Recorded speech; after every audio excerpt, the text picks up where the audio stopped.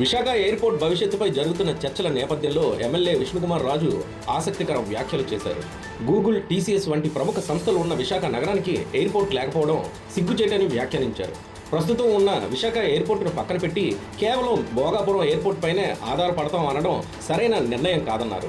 62 ఏళ్లుగా కలిసి కాపురం చేసిన భార్యాభర్తలు ఇప్పుడు విడాకులు తీసుకుంటామంటే ఎలా ఉంటుందో విశాఖకు ఉన్న ఎయిర్పోర్టును తీసేసి భోగాపురం మాత్రమే ఉంటుందని చెప్పడం కూడా అలాంటిదే అన్నారు.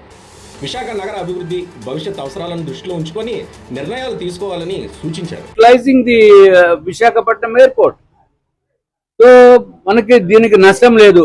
10 years moratorium, you amend it for 11 years and operate here this for another 1 year, at least partly. International flights you operate from Bhogapuram.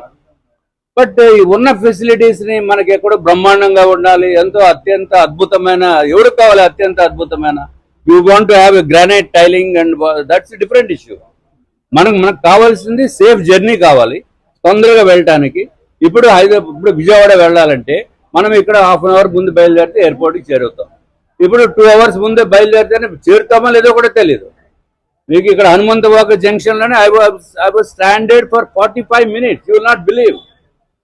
So that is the situation. Subsequently it may improve, that's different issue. But ఉన్నదాన్ని మానేసుకుని లేని దాని గురించి మనం ఏదో తాపత్రపట్టం ఎంతవరకు సబబది.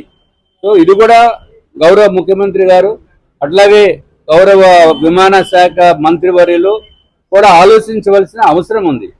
మనకి అసలు Visakhapatnam airport లేకపోవడం ఏంటండి. ఓ పక్కన గూగుల్ సంస్థ ఉంది, వైజాగ్ అద్భుతంగా డెవలప్ అవుతుందని చెప్పి విశాఖపట్నము ఆంధ్ర రాష్ట్రంలో ఒక పేరు ప్రఖ్యాత కలిగిన ప్రదేశము, ఊరు. వాళ్ళు వైజాగ్ లో ఎయిర్పోర్ట్ లేదంటే ఎంత చిన్నతనం కింద ఉందో నాకే చాలా బాధగా ఉంది. Very honest with you. 62 years కాపురం చేసిన తర్వాత ఇప్పుడు డైవర్స్ ఏంటండి, దాని అర్థం ఉందా?